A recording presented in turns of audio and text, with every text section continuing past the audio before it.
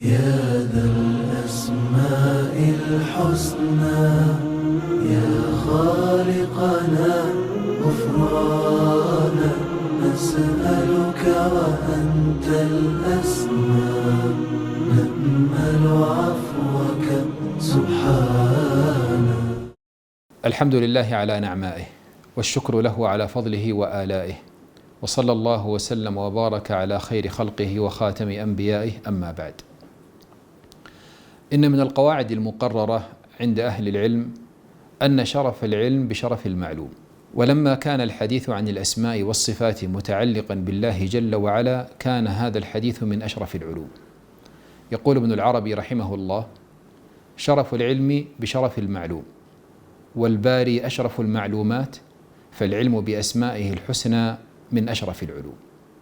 وهذا المعنى أكده ابن القيم عليه رحمة الله حين تحدث عن معرفة الله تعالى، وذكر فيها نوعين، منها المعرفة الخاصة، وهي التي تحمل العبد على الاستحياء من الله تعالى والأنس به، فقال رحمه الله: وجماع ذلك في الفقه بمعاني الأسماء الحسنى وجلالها وكمالها. واسم الله اللطيف من أسماء الله الحسنى التي يحسن بالمؤمن أن يتدبر معانيها، وقد وردت في القرآن الكريم في مواضع عدة، منها قول الله تعالى: لا تدركه الأبصار وهو يدرك الأبصار وهو اللطيف الخبير. ومنها قول الله تعالى: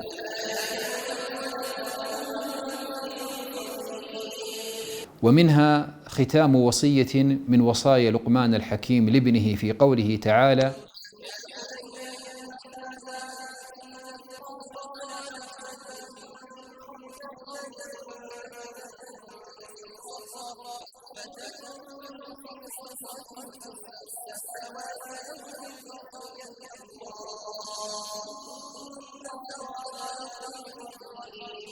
ومن معاني اللطيف ما ذكره الشوكاني رحمه الله في تفسيره، أن اللطيف الذي لا يخفى عليه خافية بل يصل علمه إلى كل خفي. وقال ابن سعدي رحمه الله: أن اللطيف الذي لطف خبره وعلمه حتى أدرك السرائر والضمائر والخفايا، فهو الذي يعلم السر وأخفى. ومن معاني اللطيف أيضا الذي لطف بعبده ووليه، فهو يسوق إليه الخير من حيث لا يشعر، ويعصمه من الشر من حيث لا يحتسب، ويرقيه في سلم المنازل بأسباب لم تكن تخطر على بال العبد، بل إن الله تعالى يذيقه من المكاره ما يكون سببا في الوصول إلى المحاب الجليلة والمقامات النبيلة. يقول الخطابي رحمه الله: اللطيف البر بعباده الذي يلطف بهم من حيث لا يعلمون، ويسبب لهم من مصالحهم من حيث لا يشعرون. ومن صور لطف الله تعالى بعباده ما ورد في القرآن في حال الجنين الذي ينشأ في ظلمات ثلاث: ظلمة البطن، وظلمة الرحم، وظلمة المشيمة، وكيف أن الله تعالى بلطفه قد قدر له أرزاقه وهو في هذه الظلمات حتى أنشأه خلقا آخر.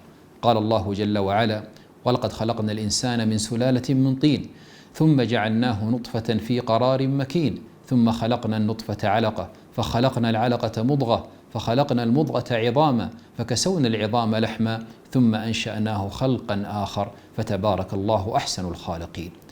ومن صور لطفه أيضا ما كان مع يوسف عليه وعلى نبينا الصلاة والسلام، وأخبرنا الله تعالى عن خبره في سورة كاملة تتلى إلى يوم القيامة، فبين الله تعالى ما كان بينه وبين إخوته حين ألقوه في الجب، ثم ما كان بعد ذلك من أحداث حين جاءت السيارة فحملوه إلى مصر، ثم بيع بعد ذلك، ثم استقر عند عزيز مصر، ثم كانت فتنته مع امرأة العزيز، ثم سجن، ثم أخرج بعد ذلك برؤية عبرها، ثم ما كان من أحداث بعد أن أصبح على خزائن مصر حين جاء إخوته ليبتاعوا بضاعتهم، ثم كان ما كان منهم حين اتهموه بالسرقة، ثم أرسل معهم بعد ذلك قميصه إلى أبيهم وأمرهم أن يأتوه بأهلهم أجمعين بعد أن عرفهم بنفسه.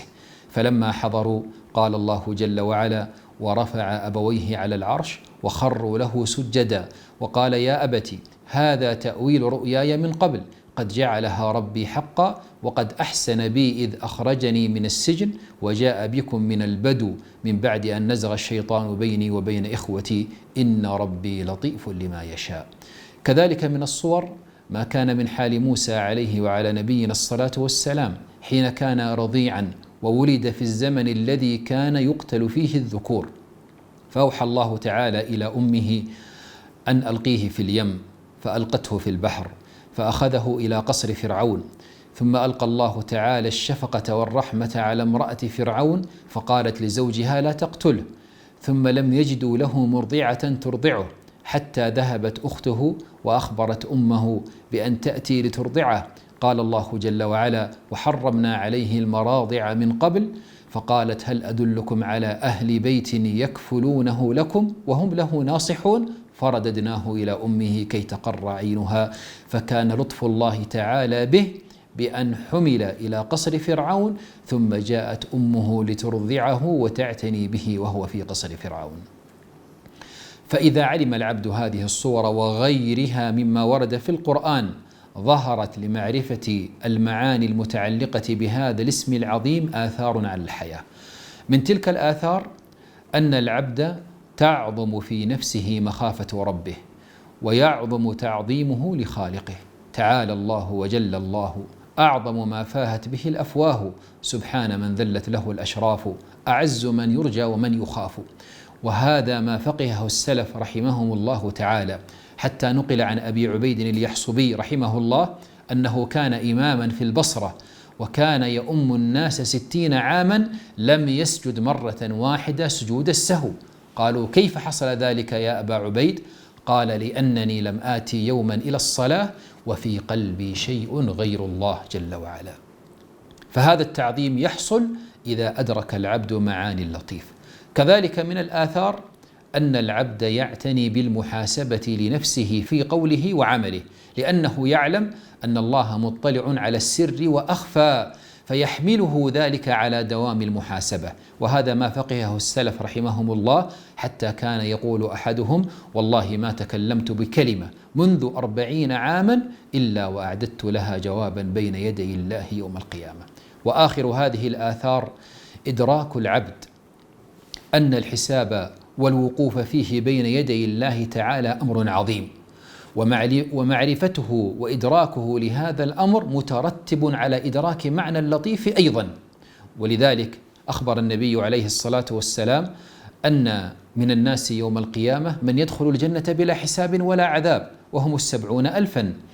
كما أخبر عليه الصلاة والسلام أن ثمة أناس ترجح سيئاتهم بحسناتهم فيدخلون النار فيمكثون فيها ما شاء الله أن يمكثوا، ثم يخرجون منها فيغمسون في نهر الحياة ثم يدخلون الجنة وهم الجهنميون. كما أخبر عليه الصلاة والسلام عن بعض المؤمنين الذين يسدل الله تعالى عليهم كنفه وستره ثم يقول: يا عبدي فعلت كذا وفعلت كذا، يقرره بذنوبه حتى يظن العبد أنه قد هلك، فيقول: ألم تغفرها لي يا رب؟ فيقول الله: أنا سترتها عليك في الدنيا وأنا أغفرها لك اليوم. فيا من يرى مد البعوض جناحها في ظلمة الليل البهيم الأليل، ويرى نياط عروقها في ظهرها والمخ في تلك العظام النحل، أمن علينا بتوبة تمحو بها ما كان منا في الزمان الأول. جمعية الدعوة والإرشاد وتوعية الجاليات بأبها، بالدعوة نحيا.